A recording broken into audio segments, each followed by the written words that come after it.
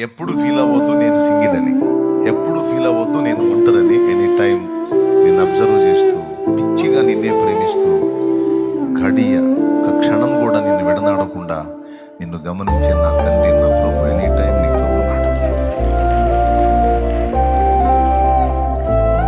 ఒక్క క్షణం కూడా, రేపు చెప్తాను అక్కడ,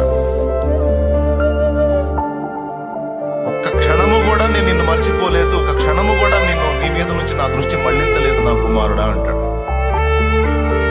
జన్మనిచ్చినటువంటి తల్లి కూడా ఉండదు కదయ్యా.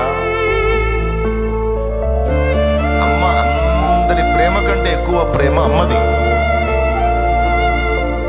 అలాంటి అమ్మ కూడా కొన్నిసార్లు నన్ను వదిలేసింది కదా, నువ్వు ఎట్లా కనిపెట్టావంటే మరి నేను వాయించలేదు యెషయా. సియోను ప్రభువు నన్ను మరచి ఉన్నాడని అనుకొనుచున్నది. స్త్రీ తన గర్భమున పుట్టిన చంటి పిల్లను మరచునా?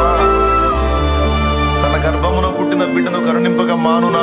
వారైనా మరచుదురు గాని నేను మరవను అన్నాను. మర్చిపోయావా? అబద్ధాలు ఆడతాను అనుకున్నావా?